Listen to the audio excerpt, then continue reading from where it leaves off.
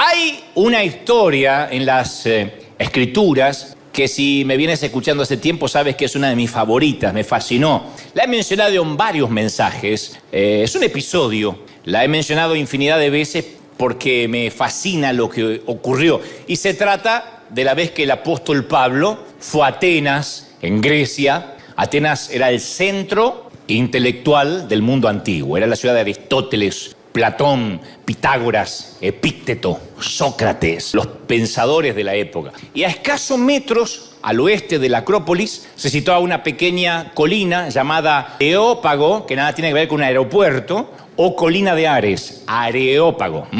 Y el Areópago era un tribunal supremo de Grecia, de la antigua Grecia, y esos magistrados que estaban en ese sitio dependían directamente del monarca, del rey. Era donde se reunía la sede del consejo, que regía la justicia. El Areópago estaba lleno de cientos de ídolos, como te conté en más de una ocasión. Los filósofos del momento se reunían en ese sitio. Tenían muchos dioses, eran politeístas, pero de alguna manera sabían en su corazón que había un Dios que posiblemente ellos no conocían. Y eso es lo que aprovecha el apóstol Pablo. Y Hechos 17:22 relata y dice, entonces Pablo se pone en pie en medio del Areópago y dice, varones atenienses. Yo supongo que lo hace con la mayor voz a pulmón que puede, ¿no? Dice, he observado su sitio y sois muy religiosos. De alguna forma le dice, lo felicito. He estado mirando vuestros santuarios y he visto que también tienen un altar que tiene la siguiente inscripción, al Dios no conocido, al que vosotros adoráis sin conocerle, a ese yo les vengo a anunciar. Pero a mí me impacta la frase hoy, al que adoráis sin conocerle. No dijo, puesto que no lo conocen, no lo adoran seguramente. No, ustedes lo adoran, pero no lo conocen. Y me temo que el principal síndrome que tenemos, o que tiene la iglesia cristiana, es ese justamente de adorar a alguien que no conocen. Creer y adorar, mis queridos, no es lo mismo que conocer. Creer y adorar no es lo mismo que conocer. Santiago 2:19 dice, ¿tú crees que Dios es uno? Bien haces. También los demonios creen y tiemblan. O sea que si los demonios creen, nosotros también creemos, eso nos hace diferente a ningún demonio. Por eso quería preguntar, ¿cuántos creen? Muy bien, los demonios también. Ahora, conocer es otra cosa. Algunos conocen a Dios de a oídas, son cristianos nominales, que afortunadamente hoy no están acá ni del otro lado mirando este live. Pero son los que escuchan sermones, se saben algún versículo de memoria, conocen a Dios lo suficiente como para recibir los beneficios, quieren ir al cielo, están del lado bueno, desean los beneficios de Dios, pero sin querer cambiar de vida. Cristianos nominales, o sea, de nombre. Creen en Dios al igual que los demonios, insisto. Otros dicen, no, yo no soy nominal, yo voy más allá. Yo tuve un encuentro con Dios. Y son los que viven de los recuerdos. Los que te dicen, una vez tuve un encuentro personal con Dios, me acuerdo como si fuera hoy, ayer nomás, 1982. Yo suelo contar que hace unos años, y esto lo saben los de la congregación, me topé con un viejo amigo de la infancia, con quien habíamos compartido la escuela primaria, éramos inseparables, pero no lo conozco ahora. Lo encontré y dudo que este hombre sea aquel niño.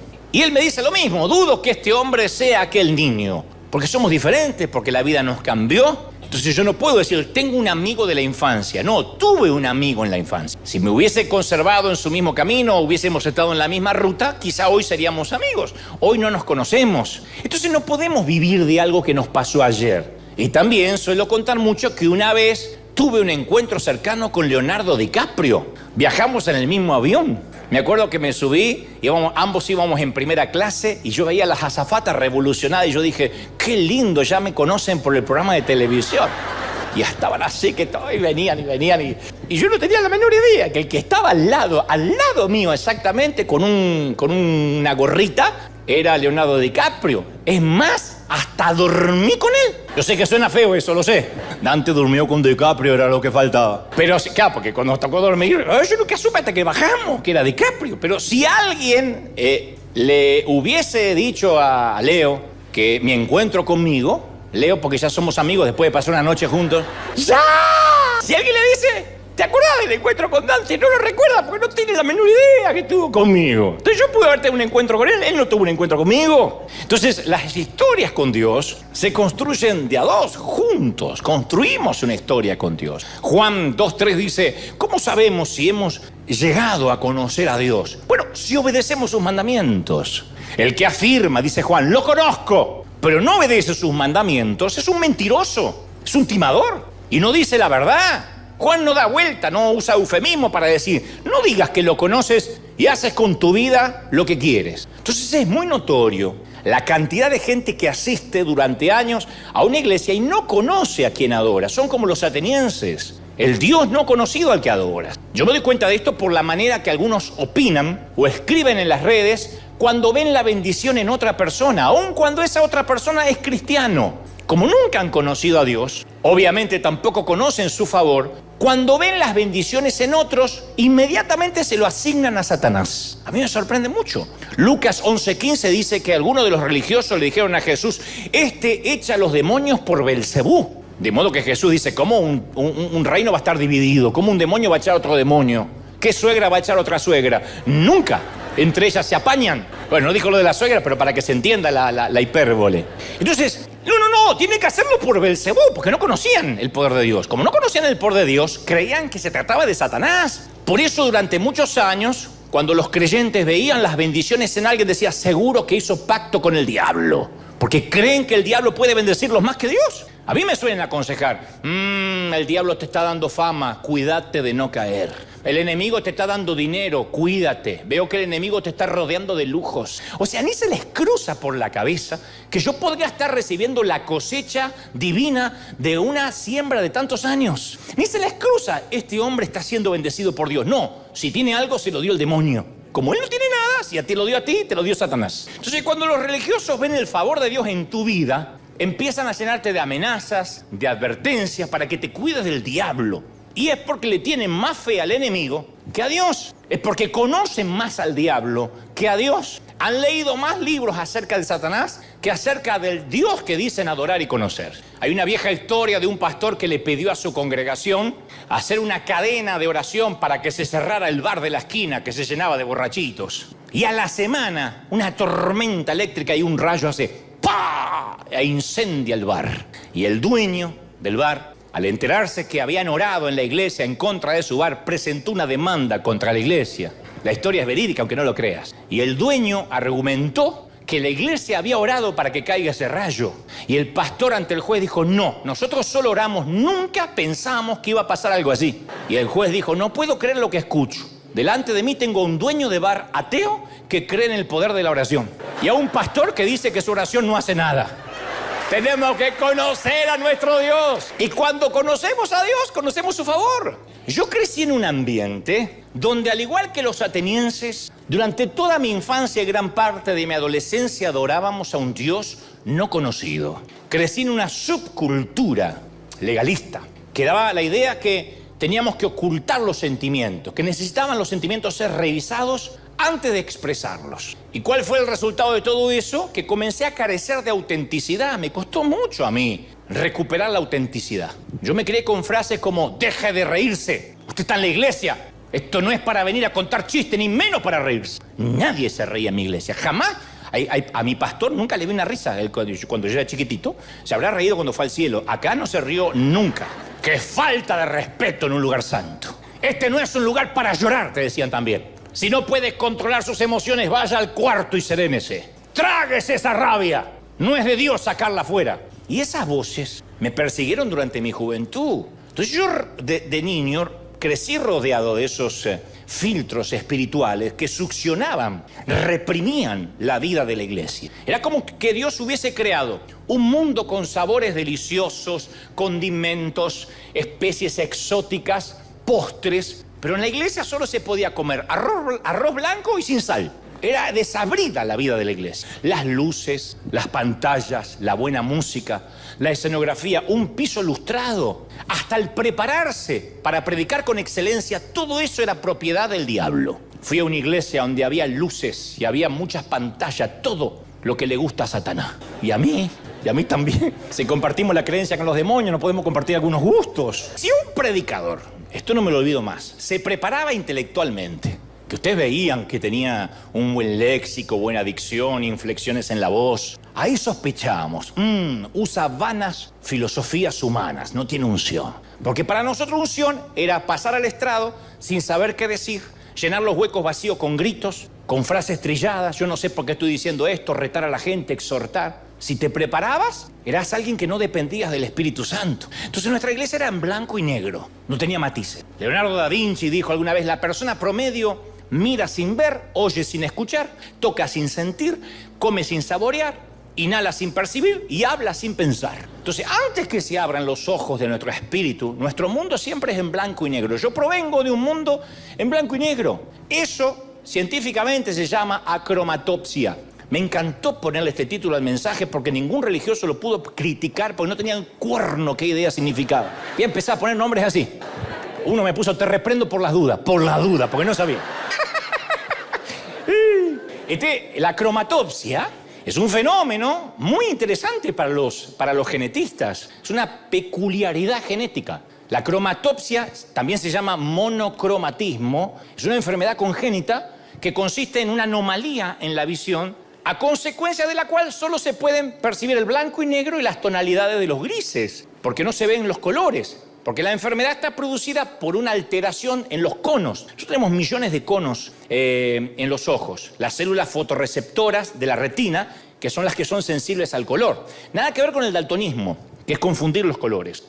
Estoy hablando de la gente que ve en blanco y negro. Y yo me pregunto si algunos cristianos no sufriremos ese mismo síndrome, pero no en la vista, sino en el alma. Porque en mi caso tuvieron que pasar muchos años, muchísimos, antes de que tuviera el valor de cuestionar ¿por qué veíamos el evangelio monocromático, de un solo color o de dos colores, blanco y negro? Hace poco leía, escuchaba, mejor dicho, la historia de una congregación que quitó las canciones, estas que cantamos nosotros, las juveniles, y empezó a cantar himnos viejos. Dijo, no quiero que se canten más canciones nuevas, modernas, vamos a los himnos viejos. ¿Por qué? Porque la gente con las canciones se deja llevar por las emociones. Si fueran del diablo las emociones, ¿por qué nacimos con ellas? Las emociones no son del enemigo. Entonces mi pregunta ¿es posible que los cristianos podamos ser alegres sin que parezcamos necesariamente superficiales o carnales? Porque las críticas, la mayoría de las que me hacen a mí es un chistoso, decídase, o pastor o comediante. Perdón que no soportas mi alegría, perdón que sea simpático. Perdón. A ver, ¿es posible que sintamos tristeza sin que nos culpen inmediatamente que nos falta fe, que somos carentes de fe o pocos espirituales? ¿Es posible que nos enojemos alguna vez sin cometer una infracción bíblica?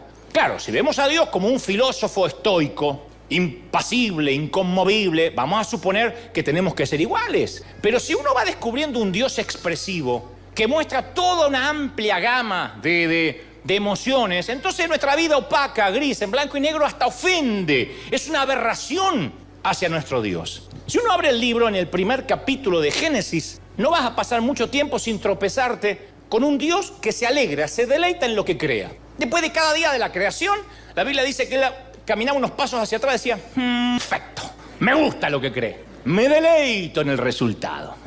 Y a lo largo de todas las escrituras, Dios experimenta sentimientos intensos de felicidad, de alegría. Cuando ve a su pueblo actuando de una forma que lo honra, hay una alegría irrefrenable en él. El Dios de la Biblia se ríe, canta con deleite. Sofonías 3:17 dice, se gozará sobre ti con alegría, callará de amor, se regocijará sobre ti con cánticos. O sea, cuando Dios te mira, no puede hacer otra cosa que ponerse a cantar. Y no se encierra en la ducha, en la regadera para cantar. Lo hace en la vista de todos los ángeles, Satanás, quien sea que esté mirando. Dios irrumpe con un coro lleno de alabanza. Él no tiene vergüenza que se lo reconozca como un Dios expresivo. Y otra forma de descubrir si Dios se ríe o no es mirar su espejo terrenal, la persona de Jesucristo. Juan 5:19 dice, todo lo que el Padre hace, también lo hace el Hijo igualmente. Entonces Jesucristo fue el reflejo perfecto de la naturaleza de Dios.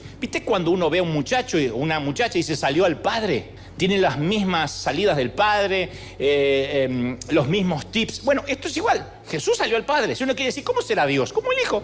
Imagina el impacto que habrá tenido Jesús sobre los discípulos de Juan el Bautista que lo siguieron. Porque Juan el Bautista hacía largos ayunos, largas caminatas por el desierto, y posiblemente algunos de ellos hasta seguían la dieta extravagante del profeta, de Juan el Bautista, que comía langostas, agua, que no comía asado argentino porque decía, no, voy a renunciar a los placeres de la vida. Y Jesús un día vuelve del desierto, después de 40 días intensos de ayuno, sucio, maloliente, delgado en extremo, y sus discípulos se conmueven a ver la espiritualidad de su nuevo maestro. Dice, este es mejor que Juan el Bautista. Me gusta cómo lo describe mi amigo Ulises Oyarzún, mi querido chileno, porque él en un libro describe, dice, yo me imagino que el Galileo se lava después del ayuno y dice, amigo, empieza la acción, vamos a trabajar. Y los discípulos dicen, ¿a dónde vamos a ir? No sé, pero viene de 40 días de ayunar. Seguro que al Sinaí, a un retiro espiritual. No. ¿Cómo se te ocurre? Dice el otro. Nos dirigimos al desierto, al Jordán, y seguramente comenzaremos una comunidad para orar y ayunar. Y Jesús los ve discutir y dice, ¿por qué discuten tanto? Hoy comienza el discipulado y no hay mejor lugar para empezar que el matrimonio, la boda de mi primo Lucho, que se casa hoy en Caná de Galilea. Nos vamos de fiesta. Los discípulos no lo podían creer. Y entonces la gente recibe a Jesús en la fiesta con alegría, porque él es un hombre que vive con intensidad la vida, irradia la felicidad. Y cerca de la noche, conocen la historia, se corre el rumor que se acabó el vino. Y no hay dinero tampoco, y aparte está todo cerrado, no te alcanza ni para comprar una cerveza Mini Corona, nada. Entonces el Galileo hace llenar 6 tinajas de agua y convierte más de 600 litros de agua en el mejor, esto tengo base bíblica, otro día se la doy, en el mejor vino Malbec de Mendoza, Argentina, que ya existía.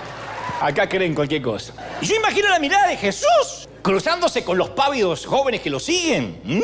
Les guiño un ojo y después de transformar el agua en vino les invita a unirse a los varones al baile.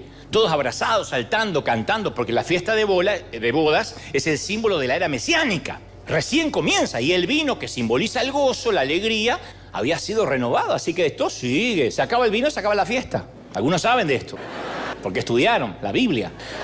Ahora la celebración puede durar días, porque es la costumbre en Galilea. Mientras Juan el Bautista era astemio, a este otro le gusta la pachanga, la parranda, el reventón, la fiesta, la música. Jesús amaba la alegría. No era que era un borracho, pero amaba la alegría, disfrutaba el deleite, dejando que el deleite diera alegría a su lengua, llevara danza a sus pies, risas al alma. En realidad, una de las razones por la que dijo que debiéramos obedecerle es para que nuestro gozo sea cumplido. Juan 15:11, para que la alegría sea cumplida. Y yo tengo que hacerte una pregunta. ¿Cuándo fue la última vez que tuviste un lindo tiempo de alegría? ¿Cuándo fue la última vez que te reíste fuerte hasta que te dolió la panza? No acá, en otro lado.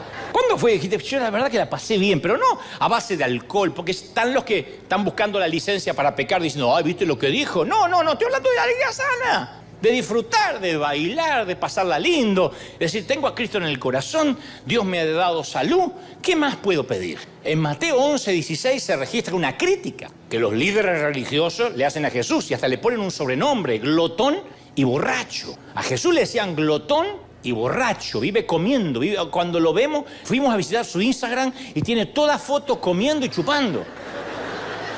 Y Jesús, con esa agudeza que lo caracteriza, les dice, ¿a qué compararemos esta generación?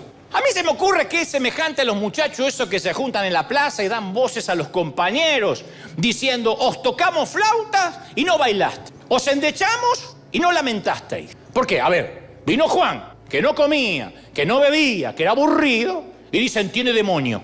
Viene el Hijo del Hombre, que come, que bebe, y dice aquí un hombre comilón y bebedor de vino, amigo de publicanos y pecadores. En otras palabras, Jesús dijo, ustedes se parecen a esos que se sientan en las plazas a escuchar música. Les tocamos un tema de Marc Anthony y no se mueven ni se alegran, dice el mundano. Le ponemos música de Maluma, Bad Bunny, Nicky Jam y tampoco lloran. No hay cómo agradarlos. En síntesis, la crítica a Jesús, resultado de que los fariseos no soportan la idea de que él sea un ser humano normal, corriente. Y la acusación va por partida doble. Una, por su indiscriminada manera de vivir. Fíjate con quién se junta. Es increíble que muchos creyentes ponen en las redes, me ponen a mí cuando estoy con algún artista entrevistándolo, dime con quién anda. Se olvidaron de Jesús, que no se juntaba con los religiosos. Compartía con pecadores. La otra crítica, que era amigo de la buena mesa, del buen asado. Imagínate un niño ¿Qué tipo de persona le resulta tan atractiva a un niño? El niño no tiene filtro. Definitivamente un niño no se acercan a las personas con cara de pitbull, que solo ladran. Hablo del perro, no del otro que también ladra. No se acercan a los ungidos con limón. Un día van a venir todos los reggaetoneros juntos y no nos va a quedar iglesia, te digo, ¿eh? Pero a Jesús lo buscaban los niños, lo querían, lo abrazaban. Y es porque enseñaba con una simpleza, con una gracia, que desde el teólogo hasta el niño, hasta el analfabeto, el letrado, entendían su mensaje. Y enseñaba con alegría, con gozo. Y esa gente que estaba golpeada de la vida durante toda la semana, escuchaba las buenas noticias del Galileo. No era un evangelio light. Es que Jesús estaba feliz, decía, mi carga es ligera. Claro, también habló de llevar la cruz y hemos predicado eso tantas veces. Pero estoy hablando de las emociones. Él no dijo reprímelas. Y él tenía una genialidad, un pragmatismo, una simpleza a la hora de enseñar. Y usó mucho la ironía en las imágenes pedagógicas. Utilizó la hipérbole, el contraste de las imágenes. Tomaba los elementos de alrededor. A los pescadores le hablaba de peces, a los hortelanos de semillas. Él hablaba a las mujeres de monedas perdidas, a los pastores de ovejas. Todo se convertía en material para sus ilustraciones. No se puso a hablar necesariamente de lo escrito en los rollos de los profetas. Una sola vez leyó el rollo de Isaías dentro de la sinagoga. Después hablaba de las cosas de la vida, que todo el mundo lo podía entender. Pero es que no lee la Biblia, la menciona de memoria. Hay gente atada a esas boberías. Nadie califica al cielo por leer la Biblia, sino por practicarla, por vivirla, por ser parte de la dinámica de vida.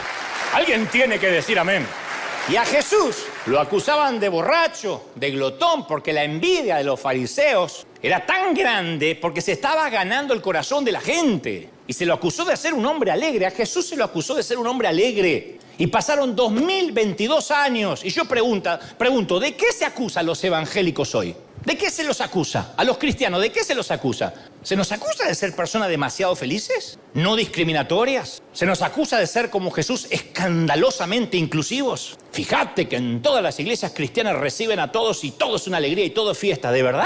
¿Se nos acusa como Jesús de aquellos que viven con intensidad, contagian al que está al lado? ¿Nos estarán acusando de lo mismo que a Jesús? Porque si nos acusan por todo lo contrario, por ser ungidos con limón, por odiar al que piensa distinto, entonces no estamos conociendo a quien decimos adorar. Si nos empiezan a acusar de que estamos siempre con gente rota, con mundana, a mí me fascina cuando dice cada vez te veo más mundano, cada vez estás más con la farándula, te estás perdiendo. Y yo miro quién me está criticando y digo, voy bien, porque si yo hace mucho que no choque con el diablo es porque voy en la misma dirección. Si me lo choco de frente digo, voy bien, voy bien, voy bien. Y miro de qué acusaban a Jesús. De lo mismo que a River, me encanta, somos una iglesia maravillosa que los religiosos no toleran. Segundo, si Dios no es un Dios en blanco y negro, y si es un Dios que es alegre, también se entristece, porque tiene emociones. Cuando Jesús fue al sepulcro de Lázaro, no aparentó estoicismo, lo hizo llorando. Sabía que lo iba a resucitar y lloraba. Cuando contempló a Jerusalén y vio a sus habitantes desorientados, malgastando su vida, lloró con lágrimas amargas de un padre angustiado. Su alma se conmovió y dijo, son como ovejas que no tienen pastor, están perdidos. Y nada se va a comparar a la angustia de su espíritu en la noche del huerto, en Getsemaní. Nunca la tristeza había conocido tal oscuridad. Nunca la tierra había probado lágrimas tan amargas. Nunca el espacio había sido honrado con gemidos tan agonizantes. Y al tratar de explicárselo a sus discípulos, Jesús dijo, mi alma está muy triste, en Mateo 26:38. Mi alma está muy triste hasta la muerte. ¿En qué iglesia te permiten decir estoy triste hasta con ganas de morir? Sin que empiecen a decirte dónde está la fe, hermano, la depresión es del diablo, salga de ahí. Jesús dijo, yo estoy triste hasta la muerte. ¿Sabes lo que es estar triste hasta la muerte? Esas veces, por ejemplo, que te fuiste a la cama y aunque tengas hijos, no tienes ganas de volverte a levantar más. Y después la culpa. Porque la iglesia nos dice todo el tiempo que eso es de Satanás. Yo no estoy diciendo que la depresión sea un regalo divino, pero son sentimientos que de pronto vienen, tristeza. Hay tristeza con razones y hay tristeza porque sí, que uno no entiende, porque se te juntan un montón de cosas, sentimientos encontrados. Y Jesús se permite andar, deambular por las regiones de la tristeza, porque Él sabe que nosotros vamos a pasar por ahí. Él sufrió en el oscuro valle de la traición. ¿Te traicionaron alguna vez? A Jesús sí.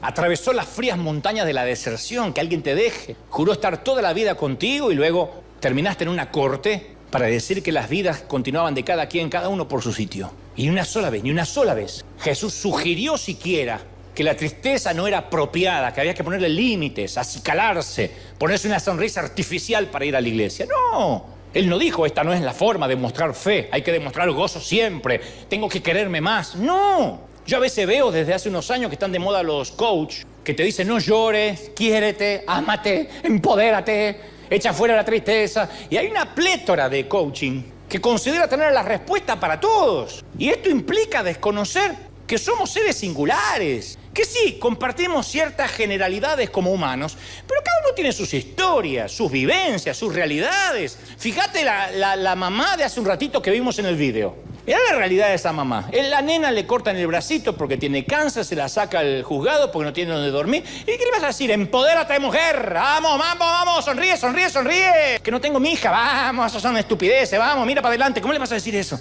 Ese optimismo forzado, imbécil. El tú puedes, empodérate. Cuando es una frasecita motivacional, es una imposición ingenua, necia. Porque hay un montón de frasecitas hechas que a veces las repetimos hasta el hartazgo, como si trabajar con seres humanos significara trabajar en serie, fabricar electrodomésticos. Entonces, con frases motivacionales no se resuelve el problema de base. No se modifican actitudes, conductas espirituales que se vienen desarrollando por años. Si querés, podés, no te permitas estar triste. Entonces, descontextualizar a la persona, no darme cuenta yo como líder que cargas con una mochila como yo la cargo. ¿Qué es la mochila? Tu historia, tu sistema de creencias, en la casa donde te criaste, qué creían, tus paradigmas, tus capacidades, tus recursos o la falta de ellos. Decirte, tú puedes. No respeta la subjetividad, la singularidad de quien tengo enfrente. Dios, todo lo podemos en Cristo que nos fortalece, sí. Pero no es repetir la frase como loro hasta que algo pase. Jesús se permitió llorar lágrimas puras de una vida comprometida y llena de fe, pero lloró. ¿Quién pasa por la vida sin sufrir algunos golpes? Vive lo suficiente y te mostraré a una persona golpeada. Yo estoy hablando de golpes de las entrañas, esas que te dejan sin aliento y crees que no vas a volver a respirar como antes, ¿eh? ¿Y qué hace Jesús? ¿Qué hace Dios? Recoge las lágrimas, nuestras lágrimas, en una redoma. Pero es bueno que sepas que Él no mira la redoma como un científico llevando a cabo un experimento. Él mira tus lágrimas con angustia, con un nudo en la garganta. Mientras dice, tu dolor afecta a mi alma también. Voy a darle validación a tus lágrimas. Voy a recogerlas una a una. Yo cuando crecí llegué a suponer que siempre tenía que poner una sonrisa artificial. Una sonrisa plástica en el rostro porque en la iglesia me retaban si no sonreía. Y me decían, hermano, todas las cosas ayudan para bien. Todas las cosas ayudan para bien. No, así no actúa Dios. Porque la muerte de Lázaro actuó para bien. ¿Cómo que no? Fue la resurrección de un hombre. Pero ese hecho no secó ni una lágrima de Jesús. Entonces tenemos que permitirnos a veces llorar. Respetar los duelos. Vienes del panteón. No voy a decirte salta, gózate. Por ahí no tienes ganas. Y a veces es tanta la tristeza que no tienes ganas de leer la Biblia. No hay ganas de leer la Biblia. A mí me han dicho viudas, yo tengo ganas de agarrar una Biblia más en mi vida. A eso le voy a agregar la culpa de ahora te vas al infierno. Le digo, Dios te va a hablar de otra manera. Y no se equivoca el Señor. Le habla a través de una canción, un día se quebranta dentro del auto escuchando una música o mirando una película. O pensamos que Dios va a estar circunscrito a nuestras canciones. Dios te puede hablar con un tango, con un bolero. Me van a matar los religiosos, pero Dios hace lo que quiere y no hay quien diga qué haces. ¿Estamos de acuerdo, sí o no? Dios me ha hablado con películas. Y sí, o Dios va a decir, oh no, si no te metes en mi templo no te puedo hablar. Entonces hay momentos de tristeza y de alegría, sí, hay que vivirla, dijo el sabio Salomón, tiempo de llorar, tiempo de reír. Nuestro Dios también sufre, también llora. Y si Dios es un Dios que no es tan blanco ni negro, también se enoja. Ahora se empiezan a poner nerviosos, ¿no? Porque nos gusta más un Dios nice, que está siempre... No, ese es un hippie. Dios no es así. A mí me consuela que Dios se identifica tan estrechamente conmigo que prueba la sal de cada lágrima que yo vierto. Pero cuando miramos al espejo de Dios en Jesucristo, no cabe duda que también se enoja. Yo necesito recordarte que un día Jesús entró al templo y vio a comerciantes deshonestos especulando con los precios de los animales que se necesitaban para ofrecer sacrificios a Dios. Jesús no tiene problema con los comerciantes honrados, pero estos hombres tenían una moral equivalente a los usureros que prestan dineros con intereses leoninos y si no pagas te mandan a quebrar las piernas. Eran estafadores, timadores, bribones, embusteros, perniciosos, casi argentinos, mirá lo que te voy a decir, sin Cristo. Después somos perfectos cuando Dios nos toca. Pero habían convertido la casa de Dios en un casino. Por eso Jesús se enfureció. Buscó cuerda, las unió, se armó un látigo. No fue un arranque temperamental del cual más tarde Jesús tuviese que arrepentirse. No sabía lo que estaba haciendo al ponerse iracundo. Y sacó a esos bribones como se merecían que lo sacaran. Nada de que, no, te voy a hablar en el amor del Señor. ¿Sería tan amable de correr la mesita, te lo pido, en el nombre de mi Padre? No era un pusilánime Jesús. El chasquido del látigo resonó en el aire y el espanto de la gente.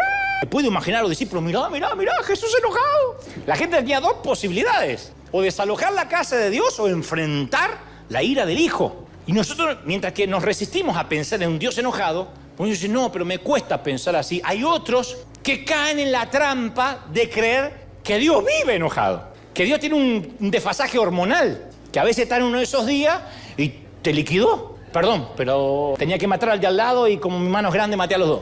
Yo conozco a mucha gente que creció creyendo que si te sales 1 centímetro de la línea recibes un golpe ¡paf! Del martillo celestial. Y eso te hace vivir como que siempre estás a 1 centímetro de estar en offside. Que en cualquier momento Dios te liquida. Aunque no lo creas, hay gente que adoran a un Dios no conocido. Yo conozco gente que tiene 30, 40 años de creyente y cree que Dios vive malhumorado. ¿Por qué lo creo? Porque cuando te dicen una palabra te amenazan usando el nombre de Dios, porque es el Dios que conocen. Yo no los culpo. Si no regresas a la iglesia, Dios me dijo que tu salud peligra. Tu abuela, que parezca un accidente. Es el padrino tu Dios. Es Don Corleone.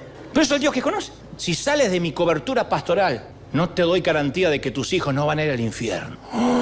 Y te mandan la amenaza. No lo hacen por mafioso, o por ahí sí.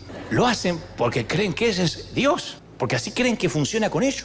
Si te atreves a separarte, Dios me dice que te va a salir un tumor en las nalgas. Te lo digo con el cariño y el amor de Dios. Recíbelo, se te va a caer un testículo mientras que camine.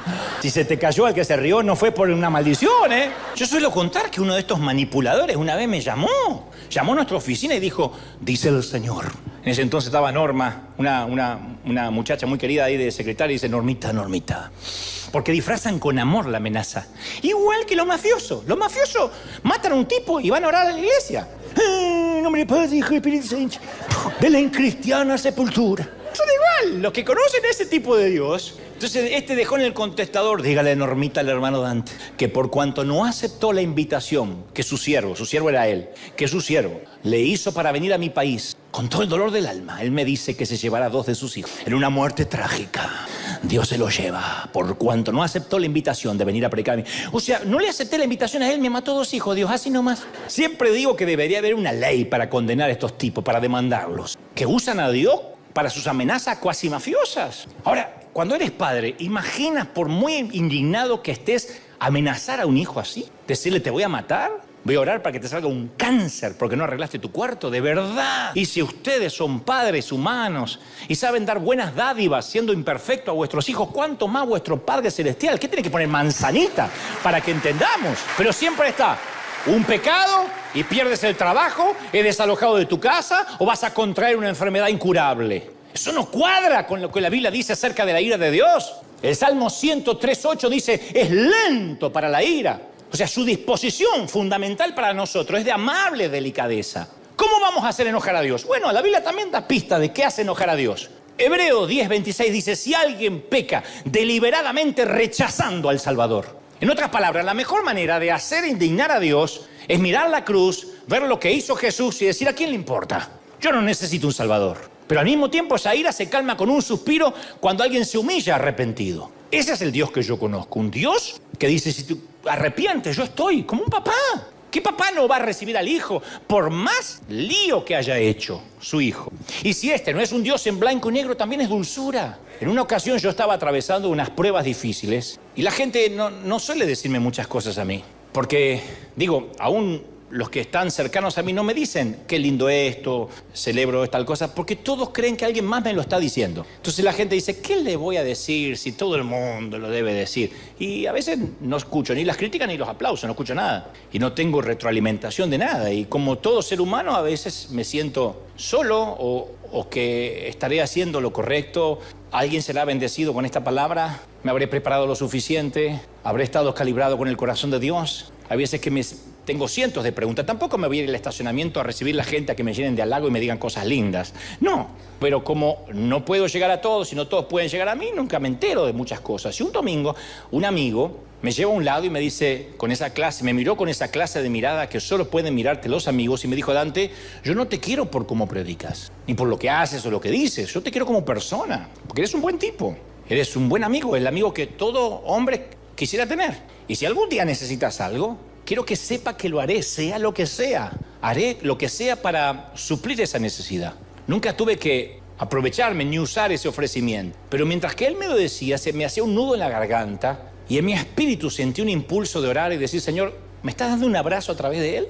Y tuve la seguridad espiritual que fluyó en mi alma en ese momento, que no me dejó dudas al respecto, que Dios me estaba abrazando. Era Dios que me estaba diciendo, lo que necesites, hijo, lo que sea, y me dio un abrazo. Y ahí sentí la dulzura intrínseca de Dios, que de chico no me la explicaron ni me la predicaron donde yo me congregaba. Cuando Él ve a alguien demasiado frágil, como yo me sentía en ese momento tan acerbo, tan álgido, Él encuentra la manera de mandarnos ángeles y decirnos que no estamos solos, como esta mamá del video que le dijo a la hija, mirá, Dios se acordó de nosotros. Isaías 42:3 dice, Él no quebrará la caña cascada, ni va a apagar el pábilo que humea. La frase más dulce, esa no la dijo ni Amado Nervo, no la dijo ni Neruda, ni Gabriel García Márquez. Es la mejor frase, la más romántica, la más dulce que encontrarás en la Biblia. Una caña hueca que se dobla, un pábilo, la llamita que conserva el último vestigio. Son dos cuadros de debilidad que nos describen en muchas temporadas de la... ¿Viste cuando estás viviendo esos momentos que un movimiento equivocado y la caña termina quebrada y la llama extinguida? Una cosita más que te pasa cuando se juntan las tormentas perfectas, digo. Cuando te sientes solo, no tienes dinero, no eres correspondido, te destrozan el corazón y de pronto sientes que estás agarradito de un hilito de Dios. ¿Qué hace Dios? ¿Te termina de cortar? ¿Mata a los débiles? No, cuando llega Dios y ve los frágiles de su pueblo, balanceándose al borde de la desesperación, sin ganas de orar, sin ganas de adorar, que ya no sabe si eres cristiano siquiera, ¿sabes lo que hace Él? Los alcanza con un toque de dulzura que acaricia la caña y trae nueva vida a la llama moribunda. Él dice, voy a ser tierno contigo, voy a sanar tus magulladuras, lo que necesitas es dulzura y yo tengo mucha para darte. En realidad, pocas cosas frustraron más a los discípulos que la dulzura de Jesús. Ese mismo hombre que agarró un látigo y sacó a estos bribones del templo, ahora los confundía totalmente porque mostraba dulzura y ternura con un grupo molesto de niños. Está bien, deja que los niños vayan a ti, pero es necesario sentarlos en tu regazo. Tenía que abrazarlos. ¿Y los leprosos? Una cosa era saludarlos de lejos, pero Jesús se detuvo y los tocó. En esa época los leprosos daban miedo, haría vomitar a cualquier persona solo verlo. La lepra se come las extremidades, dedo a dedo, pedazo a pedazo. Si no se los come las letras, se los comen las ratas mientras duermen. Le comen las manos. Y como no tienen sensibilidad, no se dan cuenta que las ratas le están comiendo las extremidades. Es la muerte a trozos. Si alguien sabía el significado del ostracismo, de la culpabilidad, de la discriminación, por Dios, eran los leprosos. Y aquí tenemos a Jesús, que sabiendo de su enfermedad, no solo hablaba con ellos, los tocaba. Jesús no apareció pidiendo distancia social, no les tomó la fiebre, no se encerró a hacer live desde la cocina con su esposa pidiendo prudencia. No tenía esposa, pero si lo hubiese tenido. No se puso un tapabocas y dijo, no, yo soy Jesús, pero tampoco para arriesgarse. Esto es muy contagioso. Si hubiese hecho Jesús eso, no hubiesen creído en él.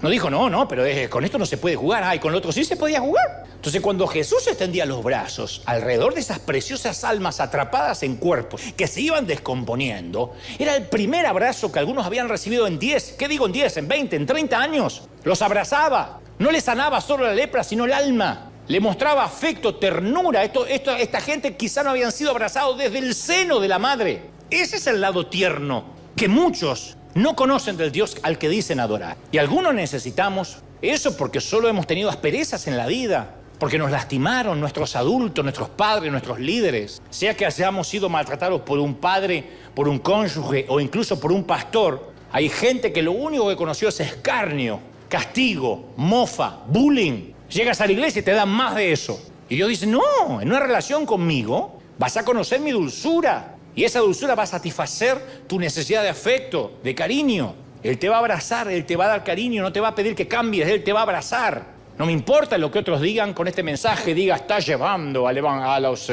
cristianos al libertinaje. Yo conozco un Dios que da dulzura.